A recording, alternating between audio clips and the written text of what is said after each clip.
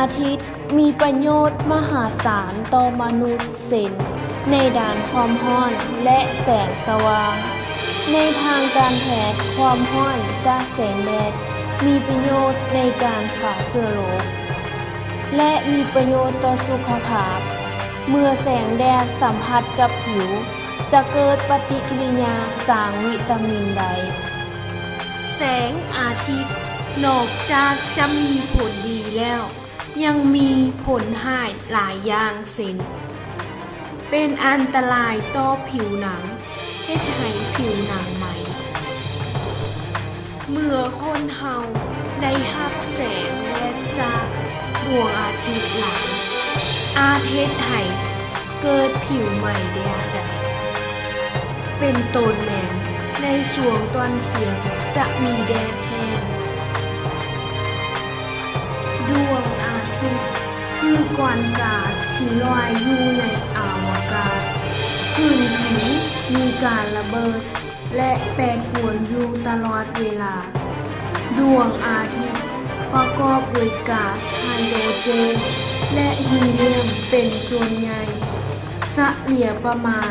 99.8% พลังงานของดวงอาทิตย์เกิดจากปฏิกิริยานิวเคลียร์ฟิวชั่น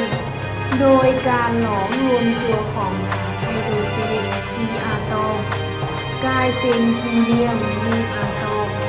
ซึ่งจะได้พลังงานออกมาในแบบต่างๆเช่นรังสีแกมมารังสีอัลตราไวโอเลตแสงและความร้อนปรากฏการณ์แพร่รังสีของดวงอาทิตย์เป็นการถ่ายโอนพลังงานความร้อนออกสู่ภายนอกในรูปแบบคลื่นแม่เหล็กไฟฟ้าแสงจากดวงอาทิตย์เกิดจากปฏิกิริยาล้อมรวมตัวของนิวเคลียร์แล้วปล่อยพลังงานออกมาการแพร่รังสีจากดวงอาทิตย์แสงเดินทางมาถึงนอกสันบรรยากาศของโลกจะมีความเข้มแสงประมาณ 1,350 วัตต์ต่อเมตรกำลังสอง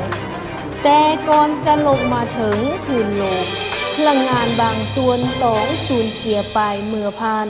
สันบรรยากาศต่างๆที่หุ้มห่อผิวโลกเอาไว้เฮ็ดให้ความเข้มแสงลดลงเหลือประมาณ 1,000 วัตต์ต่อเมตรกำลังสองหรือรวมเอา 70% ของแสงที่เหลือดวงอาทิตย์เป็นกลุ่มก๊าซขนาดใหญ่เนื่องจากมวลสารของก๊าซมีขนาดใหญ่มหาศาลเฮ็ดให้มีความดันที่แกนกลางสูงหลายเฮ็ดให้สามารถเกิดปฏิกิริยานิวเคลียร์รวมตัวหรือนิวเคลียร์ฟิวชั่นได้อย่างต่อเนื่องพลังงานที่ใดเฮ็ดให้บริเวณแกนกลางของดวงอาทิตย์มีอุณหภูมิประมาณ 15 ล้านองศาแกลวินพลังงานความร้อนที่ใดเฮ็ดให้เกิดขบวนการต่อเนื่องต่างๆหลายอย่างโดยส่วนใหญ่จะถูกดูดกลืนโดยก๊าซในดวงอาทิตย์ส่งผลให้บริเวณผิวนอกของดวงอาทิตย์มีอุณหภูมิเหลือเพียง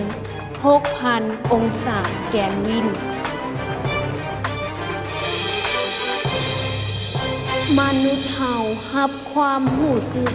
และสัมผัสกับรังสีจากดวงอาทิตย์เพียง2ชนิดคือรังสีสว่างที่สามารถรับรู้ได้ทางตาจากการเบิ่งเห็นและรังสีความร้อนจากความรู้สึกสัมผัสจากทางกายเช่น